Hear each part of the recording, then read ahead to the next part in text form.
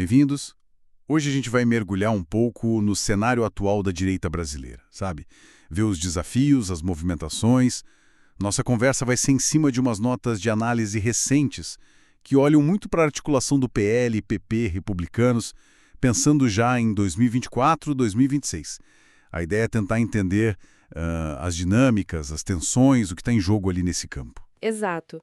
E o que essas notas mostram, assim, é um momento bem de reconfiguração mesmo para a direita.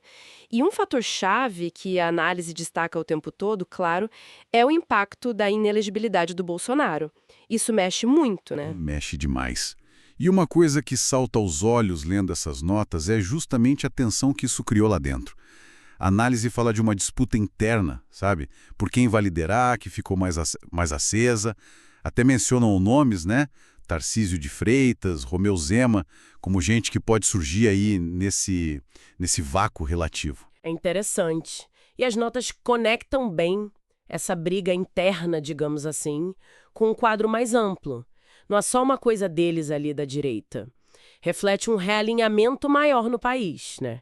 E tudo isso num fundo de polarização que continua forte. Isso é pano de fundo para tudo. Uhum. E mesmo com essa briga toda e o Bolsonaro inelegível, as notas insistem numa coisa: a força de mobilização digital. Isso parece que continua sendo um trunfo importante para eles, né? Pelo que a análise diz. Sim, continua. E é fascinante ver como as notas descrevem a influência do Bolsonaro agora. Talvez não tanto no comando direto do partido, mas tipo assim, como uma figura que ainda dá energia para a base online, sabe? Meio que um validador, um influenciador-chave ali por trás. Entendi. E essa mobilização digital, a análise mostra bem, é vista como ferramenta estratégica mesmo, constante, uma força que eles sabem usar.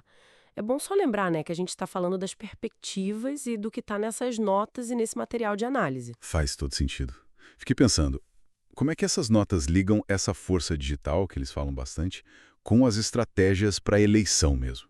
2024, principalmente 2026, que era o foco lá no começo. Olha, a análise sugere que é uma estratégia meio de duas vias.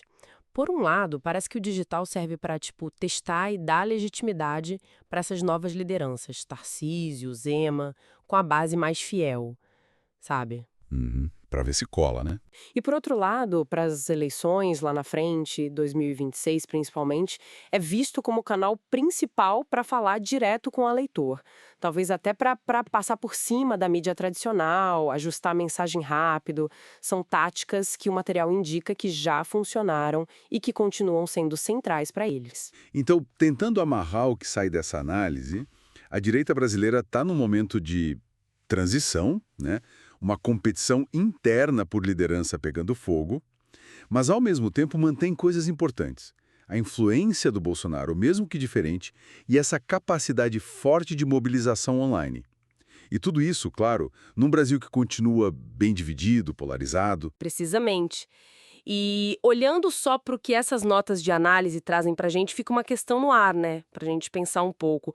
Como é que essa combinação, essa briga por novas caras na liderança e essa força digital que não some, como é que isso pode acabar moldando não só as campanhas para 2026, mas o próprio jeito de fazer política, o discurso, o cenário todo no Brasil nos próximos anos? É uma reflexão que esse material que a gente viu certamente convida a fazer.